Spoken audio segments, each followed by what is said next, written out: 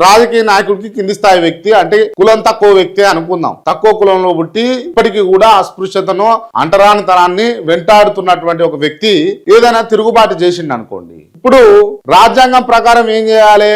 ఆయన వల్ల ఈయనకేమి ఇబ్బంది అయింది, ఈయన వల్ల ఆయనకేమి ఇబ్బంది అయింది అన్నది చూసి పోలీసు వాళ్ళు ఎవరు అన్యాయం చేసారో వాళ్ళ మీద కేసు పెట్టాలి. అవకాశం వస్తే తప్పైతే ఆ నాయకుని మీదనే పెట్టాలి, లేదు ఈయననే తప్పైతే ఈయననే పెట్టాలి. కానీ ఈయనది ఏం తప్పు లేకున్నా ఆయన పలుకుబడితోటి కేసులు ఈయన మీద అవుతాయి. నేను ఇదే అంటే రాజ్యాంగాన్ని ఉన్నది ఉన్నట్టు మీరు అమలు చేయక ఇది జరుగుతా ఉంది. ఇది రాజకీయ నాయకులు చేస్తున్నటువంటి ఒక దుర్మార్గమైనటువంటి క్రీడ.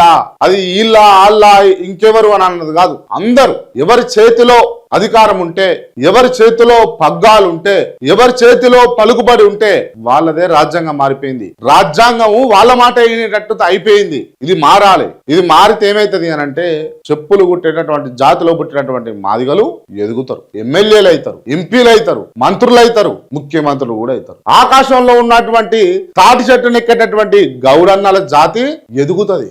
వాళ్ళు ఎమ్మెల్యేలు అవుతారు, వాళ్ళు రాకెట్లు వేస్తారు, వాళ్ళు సైన్సిస్టులు అవుతారు, వాళ్ళు ఇంజనీర్లు అవుతారు, వాళ్ళు డాక్టర్లు అవుతారు, వాళ్ళు చేపలు పట్టుకునేటటువంటి జాతిలో పుట్టినటువంటి మా ముదిరాజు బిడ్డలు ఇంకా ఉన్నత స్థాయికి ఎదుగుతారు, ఇంకా పెద్ద పెద్ద ఉద్యోగాలు చేస్తారు, కంపెనీలు పెడతారు. ఎందుకు అంటున్నా అంటే ప్రోత్సాహం కావాలండి. అంటే రాజకీయ నాయకులు కూడా ఎలక్షన్లు రాగానే విభజించి పాలించు అన్నట్టుగా కుల మీటింగులు పెడతారు. కుల మీటింగులు పెట్టి మాదిగోళ్ళకోసారి కుల మీటింగ్ పెట్టి వాళ్ళతో మాట్లాడతారు, మాలలతో పెట్టి మాలలతో మాట్లాడతారు, గౌన్లతోటి గొల్లలతోటి వాళ్ళతోటి చాకలతోటి వీళ్ళతోటి వాళ్ళతోటి పెట్టి మాట్లాడతారు. నియోజకవర్గాలలో గ్రౌండ్ లో జరిగే ముచ్చట చెప్తాను నేను. ఇది ఎందుకు ఈ కులాల పరంగా విభజించి ఇంకా కులం అనే అంశం ఉన్నది నీ దగ్గర అన్నది నువ్వు ఎందుకు గుర్తు చేస్తా ఉన్నావు? నీకు నిజంగా రాజ్యాంగబద్ధంగా నువ్వు సమాలోచనకుడివి, నీకు మంచి చేయాలన్న దృక్పథం ఉంటే ఇంకా ఈ విభజించు పాలించు అన్న అంశాన్ని ఎందుకు లేవనెత్తుతా ఉన్నావు, ఎందుకు తీసుకొస్తా ఉన్నావు? నువ్వు నాయకుడివేనా అని మనం ప్రశ్నించాలి.